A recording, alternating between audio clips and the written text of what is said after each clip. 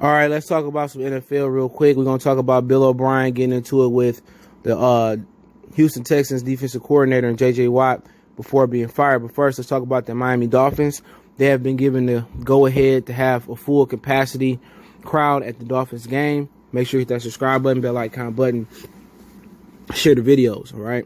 Appreciate the love and support everybody showing us, man. But pretty much the health department, the city's health department, state department, the governor of all checked off on the Miami Dolphins being able to have full capacity at the new Hard Rock Cafe stadium down there. And, you know, they have 65,000 plus fans that could pack the stadium.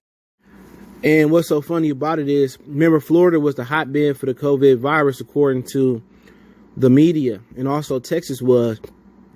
The way they portray and blow up how deadly the coronavirus is, you would been expect that at least 10 or 15% of the Florida population had been depleted or dead. But Andy Slater goes on to say, Slater School, Miami Dolphins have been given the clearance to go full capacity of 65,000 fans at the Hard Rock Stadium. Governor DeSantis, spokesperson, tells me the team, though, says their current plan is of 13,000 fans remain the same for the next home game on October 25th.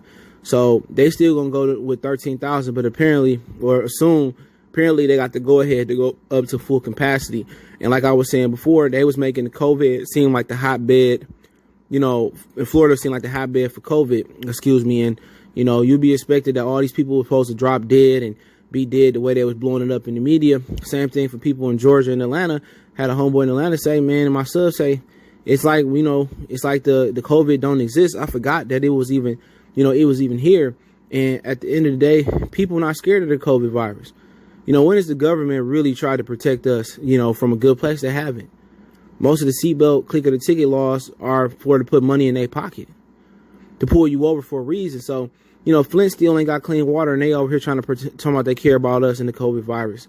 The COVID, you know, it can be deadly depending on your health issues and your age and stuff of that nature. But, you know, Florida, you know, they didn't wear face mask covers. They've been living their best life, been on the beach, and still ain't half the population ain't still wiped out, or even 10% of the population. So, you know, Miami Dolphins going to be having full capacity whenever they're ready to hit that switch on, and we'll see what goes down. But apparently that switch lanes. Bill O'Brien pretty much cussed out defensive coordinator, I think his name is Anthony Weaver for the Texans, and J.J. Watt. And I guess, you know, we all thinking that he got fired because he was 0-4. But apparently he got fired not because he was 0-4. He got fired because that was a combination of it. But he probably also got fired because, you know, this argument he got into with, and probably J.J. Watt went to ownership and was like, I had enough of this dude. Because you got to remember, Bill O'Brien is a defensive coordinator by trade. That's what people forget. He's a coordinator. He's an offensive coordinator by trade. So I don't know what he was cussing the defense out about or whatever it was. And he's also the general manager. And apparently maybe Weaver and J.J. Watt went up to upper management and said they can't do it no more. Maybe Watt said, trade me. And also remember, it was some things going on in the locker room that Bill O'Brien wanted to bring Earl Thomas to their defense. And some veterans came to Bill O'Brien and said, we didn't want Earl Thomas here because his bad history with his wife and whatever went on in Baltimore, him punching the player. So they bonded together and they said they didn't want Earl Thomas here. And I'm pretty sure, I'm going to bet a pretty penny that J.J. Watt led that lead. I'm pretty sure J.J. Watt was probably with those veteran players, and they probably was majority defensive players, that he got in there and said, no, we don't want this guy. But it said Bill O'Brien got into an argument with defensive end J.J. Watt and defensive coordinator Anthony Weaver on the practice field, along with a verbal altercation with other staff members during the final weeks as coach general manager before being fired, according to league sources. So he got into it with everybody on the sideline, apparently, with J.J. Watt and Anthony Weaver, and pretty much that was the cry before the fall, you know. And the cry was, he probably knew he was under pressure, probably had some talks to ownership, and J.J. Watt probably was the final nail in the coffin. He probably went up to management and said, I can't play for this guy no more. And you know they're not going to take the word of no black player. And maybe they would consider Deshaun Watson word, but I doubt it. I doubt it. Bill, you know, remember, the owner, Bob McNair, was a racist.